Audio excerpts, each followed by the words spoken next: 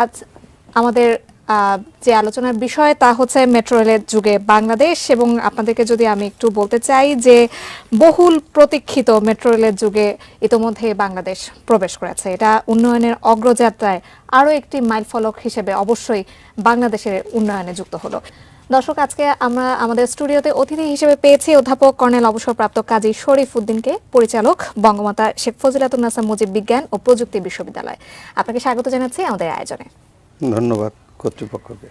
আমরা আজকে যেহেতু মেট্রো রেলের যুগে বাংলাদেশ এটা নিয়ে আলোচনা করব, প্রথমেই আপনার কাছে আমার প্রশ্ন থাকবে যে রাজধানী যোগাযোগ ব্যবস্থায় মেট্রো রেল আসলে কি ধরনের প্রভাব ফেলবে এবং সাথে সাথে বিশেষ করে যানজট নিরসনে কতটুকু ভূমিকা পালন করবে আসলে এই মেট্রো রেল? ধন্যবাদ। দুঃসাহসিক স্বপ্ন জয়। মেট্রো রেল চলাচলের মধ্য দিয়ে সমগ্র বাংলাদেশ আজ গণপরিবহন ব্যবস্থায় নতুন যুগের সূচনা হলো। নতুন যুগের সূচনা আমরা অত্যাধুনিক যুগের সাথে তাল মিলিয়ে আমরা সামনের দিকে এগিয়ে চলছি। আমাদের জনবহুল রাজধানী শহরে ব্যস্ত নগরীর মাঝখানে পিলার দিয়ে তার উপর দিয়ে যে ট্রেন চলাচল করবে, এটা আমাদের বাঙালির কাছে ছিল একদিন স্বপ্ন। সেই স্বপ্ন মেট্রো রেল চলার মধ্য দিয়ে বাস্তবে রূপান্তরিত হলো, যার উদ্বোধন করেছিলেন মাননীয় প্রধানমন্ত্রী শেখ হাসিনা, যিনি স্বপ্ন দেখেছিলেন প্রতিনিয়ত বাংলাদেশকে সামনে এগিয়ে নিয়ে যাওয়ার জন্য। অসম্ভবকে সম্ভব করার নাম হচ্ছে বীরত্ব। মনের দুর্বলতা মানুষকে করে ভীত কাপুরুষ।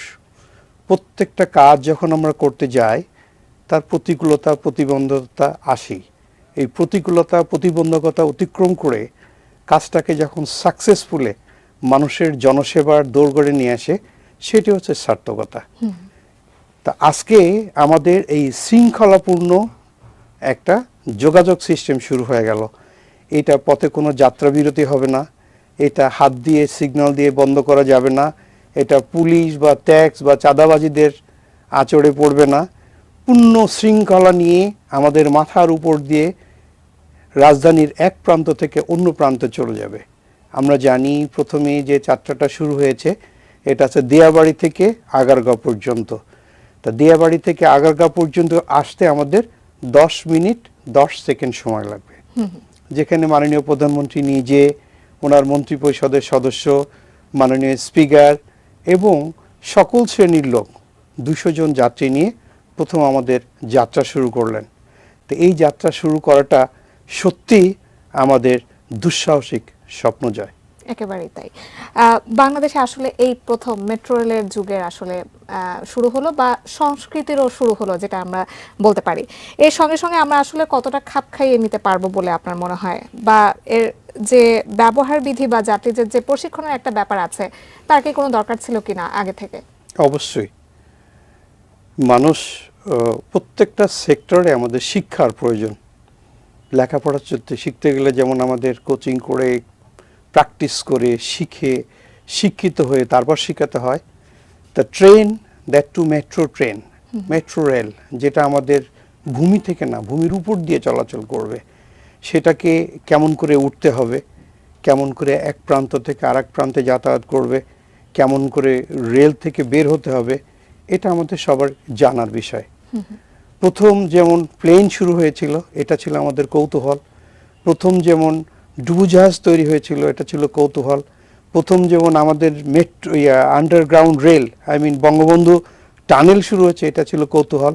ঠিক এমনি করে মেট্রো রেলও আমাদের জন্য কৌতূহল। তো প্রত্যেকটা নতুন জিনিস আমাদের প্রয়োজনের তাগিদে পারস্পরিক সহযোগিতার সহিত অ্যাডাপ্টেশন, খাপ খায় চলতে হবে।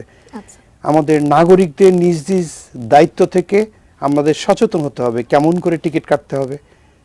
যেমনটি বলছিলাম, this is the first time অনেক জিনিস, যেদিন মেট্রো রেল উদ্বোধন হয়েছে অনেক জিনিস প্রথম শুরু হয়েছে। কেমন? এই দিন বাংলাদেশের ইলেকট্রিক ট্রেন শুরু হয়েছে যাতায়াতের মাধ্যমে। এই দিন বাংলাদেশের কার্ডের মাধ্যমে টিকিট সিস্টেম শুরু করেছে, যেটা মাননীয় প্রধানমন্ত্রী, তার ছোট বোন শেখ রেহানা, দেন আমাদের মাননীয় স্পিকার, সবাই নিজ নিজ কার্ড দিয়ে টিকিট কেটেছেন। দেন এখানে প্রথম একজন নারী চালকের মাধ্যমে ট্রেনটা যাতায়াত শুরু করেছে, Mariam Afiza. What does it speak? যে আমাদের নারী পুরুষের মাঝখানে কোনো ব্যবধান নাই, নারী আমরাও পারি, সব কিছুই তারা সমান অধিকারে সমানভাবে জাতি গঠনে, সমাজ গঠনে, পরিবেশ গঠনে, উন্নয়নে যাতে সমান ভূমিকা রাখতে পারে সেটা তার স্পিক হচ্ছে। দেন প্রথম যখন মেট্রো রেল যাত্রা শুরু করলো, এটার আকাশের উপর দিয়ে, রাজধানী নগর, ব্যস্ত নগরের উপর দিয়ে একটা ট্রেন যাচ্ছে। প্রত্যেকটা জিনিসে আমাদের জন্য প্রথম। তো এই প্রথমকে আমাদের সুন্দর করে বরণ করে নিতে গেলে আমাদের যে প্রয়োজন, নিজেদেরকে বদলাতে হবে। অবশ্যই। সেই সাথে সাথে আরো একটা বিষয় আমাদের আলোচনায় আনতে চাই যে মেট্রোর ভাড়া নিয়ে কিন্তু একটা মিশ্র প্রতিক্রিয়া দেখা গেছে মেট্রো রেলের শুরু থেকেই। মানুষদের একটা আগ্রহ ছিল যে ভাড়া কেমন হতে পারে। যখন ভাড়া নির্ধারণ করা হলো তখন দেখা গেছে অনেকে বলছেন ভাড়াটা বেশি হয়ে গেছে, আবার অনেকে বলছেন না মেট্রো রেলের তুলনায় ভাড়াটা ঠিক আছে। এই যে মিশ্র প্রতিক্রিয়া, এই ব্যাপারে আপনি কি বলবেন? অল ওভার দ্য ওয়ার্ল্ড, আমার বাইরের অনেক দেশে মেট্রো রেলে চড়ার সৌভাগ্য হয়েছে, লাইক দুবাই। মেট্রো রেল হচ্ছে আনন্দদায়ক ভ্রমণ, শৃঙ্খলাদায়ক ভ্রমণ, যেটা বলছিলাম, এখানে কোনো জ্যাম নাই। আর আনন্দদায়ক ভ্রমণ হচ্ছে একবার আমরা টিকিট কেটে যখন খুশি তখন, যেমন খুশি তেমন যেতে পারবো। তো একটা টিকিট বা কার্ড যদি আমার কাছে থাকে, ওই প্রতিনিয়ত কার্ডের জন্য বা টিকিটের জন্য দৌড়াদৌড়ি করতে হয় না। এটা কিউতে দাঁড়িয়ে সুযোগ মতো যখন আমরা ট্রেনে উঠে এক প্রান্ত থেকে অন্য প্রান্তে যাব। তো সেই দৃষ্টিকোণ থেকে আমাদের যে ডিএমটিসিএল এর ব্যবস্থাপনা পরিচালক MAN সিদ্দিক সাহেব, উনি যেটা বলেছেন যে খরচের তুলনায় 30 to 35% ভাড়া কম। আর আমরা জানি যে আমাদের সর্বনিম্ন ভাড়া আছে 20 টাকা, সর্বোচ্চ ভাড়া আছে 60 টাকা। তো আমাদের এটা শুধু ভাড়ার দিক চিন্তা করলে হবে না। উত্তরা থেকে যদি আমাদের একটা বাসে আমরা উঠি, কখন মতিঝিল এসে নামবো তার কোনো নির্দিষ্ট টাইম টেবিল নাই। এই জার্নিটা শেষটার ফিনিশিংটা ঠিক মতো হয় না, কখন হচ্ছে, কখন হয়তো জ্যামের কারণে নিজেই গাড়ি ছেড়ে চলে যাচ্ছে। কিন্তু মেট্রো রেলের জন্য 100% কনফার্ম, যখন যাত্রা শুরু হয়েছে নির্দিষ্ট সময় সে 10 মিনিট 10 সেকেন্ডে গন্তব্যস্থলে পৌঁছে দেবে। তো সেখানে সেই দৃষ্টিকোণ থেকে এই ভাড়াটা আমার দৃষ্টিতে খুব বেশি না। আচ্ছা, উড়াল পথে এই সময়ে আসলে মেট্রো রেল ঠিক কতটা উপযোগী বলে আপনার মনে হয়? এবং সড়ক পথে একটা আতঙ্কের নাম হচ্ছে দুর্ঘটনা। দুর্ঘটনার ঝুঁকি কতটা থাকছে বলে আপনার মনে হয়? দুর্ঘটনা প্রতিনিয়তই ঘটে থাকে। এটা একটা বিল্ডিং এ তৈরি করেছেন, এই বিল্ডিং এ বসবাস করলে যদি কখনো আপনার ভূমিকম্প হয়ে ওই বিল্ডিং এ আপনি মারা যান, এর জন্য তো কর্তৃপক্ষ দায়ী থাকিবে না, দ্যাট ইজ নেচার। তা আমরা ইঞ্জিনিয়ারিং কনস্ট্রাকশন প্ল্যান করে জাপানের সর্বোচ্চ কারিগরি প্রতিষ্ঠান আমাদের হেল্প করেছেন, এক্সপার্টরা এসে হেল্প করেছেন, আমরা তৈরি করেছি, প্রস্তুত করেছি। তা বিশ্বের কোথাও বড় ধরনের দুর্ঘটনার রিপোর্ট আমাদের ঠিক জানা নাই। তা সেই দৃষ্টিকোণ থেকে আমাদের নতুন যাত্রা শুরু হয়েছে, ভীত থাকবে, হ্যাঁ, শঙ্কা থাকবে, কিন্তু দুর্ঘটনা যে ঘটবে, দুর্ঘটনা শুধু দুর্ঘটনাই ঘটতেই পারে। হ্যাঁ, চালকের জন্য দুর্ঘটনা ঘটতে পারে, কনস্ট্রাকশনের জন্য দুর্ঘটনা ঘটতে পারে, ইলেকট্রিসিটির জন্য দুর্ঘটনা ঘটতে পারে, কিন্তু এটার জন্য তো অগ্রযাত্রা কখনো থেমে থাকবে না। বাংলাদেশ সামনের দিকে এগিয়ে যাচ্ছে, প্রতিদিন উন্নয়নের মুকুটে একটি করে পালক যুক্ত হচ্ছে। আমার দৃষ্টিতে এই মেট্রো রেল আমাদের উন্নয়নের মুকুটের একটা পালক। আচ্ছা, এখন আমরা একটু রক্ষণাবেক্ষণের কথায় আসবো। কথায় আছে যে স্বাধীনতা অর্জন করার চেয়ে রক্ষণাবেক্ষণটা জরুরি। ঠিক তেমনি ভাবে সবকিছুর জন্যই আসলে এই রক্ষণাবেক্ষণটা বর্তায়। মেট্রো রেলের রক্ষণাবেক্ষণের জন্য ঢাকা ম্যাস ট্রানজিট কোম্পানি লিমিটেডের সক্ষমতা কতটুকু বলে আপনার মনে হয়? দেখুন, এটা আমাদের জন্য অত্যন্ত আনন্দের, আমাদের জন্য একটা গর্বের, আমাদের জন্য প্রত্যাশা ছিল, সেই প্রত্যাশার প্রাপ্তি হচ্ছে মেট্রো রেল। তা এইটা মেনটেন করতে গেলে, যেমন করে আমার নিজের বাড়ি মেনটেন করার জন্য একটা প্রসিডিওর আছে, রুলস আছে, রেগুলেশন আছে, একটা সিটি, নগর বা গাড়ি যেটাই আমরা মেনটেন করি না কেন, সার্টেন রুলস রেগুলেশনের ভিতর দেওয়া আছে। তো ঠিক এমনি করে মেট্রো রেল একটা পূর্ণ শৃঙ্খলা মুক্ত, মানে টোটাল শৃঙ্খলাবদ্ধ যে একটা যাতায়াত, সেটা হচ্ছে আমাদের মেট্রো রেল। আচ্ছা। তো এখানে যদি কেউ টিকিট না কেটে উপরে উঠতে চায়, it is not possible, computer তাকে স্টাক করবে। তো এখন যদি কেউ ওই কম্পিউটারের সামনে যে দুইটা গ্লাস এসে ব্লক করে দেবে, ওই ব্লকটার পরিবর্তে যদি নিজে ভেঙে সামনের দিকে যেতে হয়, তাহলে তো আমাদের নিজস্ব ব্যক্তিগতভাবে দায়ী। তা সে কারণে আমাদের সিকিউরিটি সিস্টেম লাগবে, আচ্ছা। সিকিউরিটি লোক যে জনবল লাগবে, গাড়ি চালানোর জন্য ড্রাইভার লাগবে, গাড়ির স্টাফ লাগবে। আর একটা জিনিস, মেট্রো রেল যেটা বলা হয়েছে 30 সেকেন্ড শুধু দরজাটা ওপেন থাকবে, তারপরে কিন্তু দরজাটা আপনার ব্লক হয়ে যাবে, সেটা আমাদের জানতে হবে। আর যেহেতু আমরা যাতায়াত করছি, এটা কিন্তু মেইনলি অফিস যাতায়াতের জন্য। কেউ যদি চিন্তা ভাবনা করে যে একটা বাসের ছাদে আমি 10 কেজি 50 কেজি 100 কেজি জিনিসপত্র নিয়ে যাব, sorry, it is not possible. এটা আমাদের এই নতুন অত্যাধুনিক সিস্টেমের সঙ্গে একস্টম না। আচ্ছা। এই জিনিসপত্রগুলো আমাদের একটু অ্যাভয়েড করতে হবে। আমাদের সুষ্ঠু পরিবেশ রক্ষার জন্য অনেক কিছু পরিবর্তন করতে হবে। এই প্রথম পরিবর্তন হচ্ছে আগে নিজেকে পাল্টাতে হবে। অবশ্যই। দেশকে দায়ী না করে, কর্তৃপক্ষকে দায়ী না করে, নিজে দায়ী করি যে আমি এই সুন্দর সিস্টেমের সাথে নিজের জন্য অ্যাডজাস্ট করে সামনে এগিয়ে যেতে পারি। আচ্ছা, আমরা একটু স্টেশনে ওঠানামার বিষয়ে কথা বলবো। আসলে স্টেশনে ওঠানামার উপায়টা কি, এবং দেখা যাচ্ছে যে 3 তলা স্টেশন থেকে সিঁড়ি নামছে, একেবারে নেমে যাচ্ছে সরাসরি ফুটপাতে।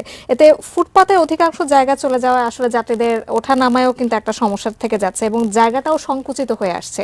আমরা যেটা দেখেছি শেওড়াপাড়া যে স্টেশনটা করা হয়েছে, সেখানে জায়গাটা একেবারেই সংকুচিত হয়ে এসেছে, এবং ফুটপাত সংকুচিত হবার ফলে ওঠানামার সময় যাত্রীদের একটা হুড়োহুড়ি লেগে যাবে। এক্ষেত্রে কি করণীয় আছে? এবং আরো একটা কথা আছে যে অভিযোগ রয়েছে বিশেষ করে যে মেট্রো রেলের পরিকল্পনায় গলদ রয়েছে। অনেকেই বলছেন যে জমি অধিগ্রহণের আগে মেট্রো রেল চালু হলে আসলে ফুটপাতে মানুষ কিভাবে চলবে। এক্ষেত্রে যদি কোনো দুর্ঘটনাও ঘটে থাকে, সেক্ষেত্রে দায় আসলে কাদের উপর বর্তাবে? ফুটপাত বিশ্বের সমগ্র দেশেই স্বল্প আয়ের লোকজন এই ফুটপাতের উপর বিজনেস করে জীবিকা নির্বাহ করে। তা আমাদের দেশেও তার কোনো ব্যতিক্রম নয়। না। তো এই মেট্রো রেল যেখানে সৃষ্টি হয়েছে, তো সরি টু সে, রেল স্টেশনের পাশে কিন্তু কোনো মাজার দেখা যায় না, কারণ ওইখানে বাস থামে না, ট্রাক থামে না, রেল তো চলে যায়। কিন্তু যেখানে রেল রোডের পাশে মানে রেল চলে, সেখানে থামার কোনো স্কোপ নাই, মানে ভিক্ষার সাহায্য বা দানের কোনো ওখানে স্কোপ নাই। আচ্ছা। তা আমাদের এই যে ফুটপাতে যখন রেল স্টেশন যাচ্ছে, তখন এই লোকগুলোই কিন্তু ট্রান্সমিশন চেঞ্জ করে তারা ওই রেল স্টেশনে তাদের বিজনেস এস্টাবলিশ করতে পারে। ওই রেল স্টেশনের পাশে যে ফুটপাত, এখানে তার থাকার প্রয়োজন নাই। যেমনটি বলছিলাম, এই রেল স্টেশন থেকে কিন্তু 20টা দ্বিতল বাস, এই বাস যাত্রীদের এক জায়গা থেকে আরেক জায়গায় আবার নিয়ে যাবে। সো একটা আরেকটার সাথে ইন্টার রিলেটেড। আচ্ছা। তো আমরা একটা যাত্রা শুরু করেছি, এখানে কিছু বিতর্ক থাকতেই পারে। নেগেটিভ জিনিসটা আমরা ত্যাগ করে পজিটিভ জিনিসটা সামনে নিয়ে আমরা সামনের দিকে এগিয়ে যাব। আচ্ছা, আমাদের আয়োজনে একেবারে শেষ পর্যায়ে আমরা চলে এসেছি। আপনার কাছে একেবারে শেষে আমার দুটো কোশ্চেন একেবারে থাকবে যে এই প্রকল্পের মাধ্যমে আসলে অর্থনৈতিক প্রবৃদ্ধিতে কতটা পরিবর্তন আসবে বলে মনে হয়, এবং যেটা আমরা জানি যে মেট্রো রেল বৈদ্যুতিকভাবে চলছে, এখানে বাড়তি কোনো বিদ্যুৎ উৎপাদনের কোনো প্রয়োজন আছে কিনা, সেটা আপনার কি মনে হয়? Thank you, very good question. First thing is security, electric security. যেহেতু মেট্রো রেলটা ট্রেনের ইলেকট্রিকের মাধ্যমে চলবে, আপনি জানেন যে সরকারের এই প্ল্যানের ভিতরে দিয়াবাড়ি এবং মতিঝিল থেকে সরাসরি জাতীয় গ্রিডের থেকে লাইন ওখানে যুক্ত হবে। আচ্ছা। তাছাড়া আমাদের এক্সট্রিম ইমার্জেন্সি অটো, মানে ইলেকট্রিসিটি যদি ফল করে, অটো যেমন আমাদের বাসায় যেমন করে ইলেকট্রিসিটি চলে গেলে সরাসরি জেনারেটর অন হয়ে যায়, সে কারণে ইলেকট্রিসিটির সিস্টেম নিয়ে অরিড হওয়ার কিছু নাই। আচ্ছা। অত্যাধুনিক সিস্টেমের সামনে আমরা এখন প্রত্যেকগুলোর সাথে অ্যাডজাস্ট করে চলছি। নাম্বার 2, আমাদের যে অর্থ, আমাদের বিশ্বব্যাংকের দিক নির্দেশনা অনুসারে আমাদের ঢাকা শহরের গড় যানবাহন প্রতি ঘন্টায় 5 কিলোমিটার যায়। আচ্ছা। তা এইটা সে কারণে আমাদের কতগুলো কর্মঘণ্টা নষ্ট হয়।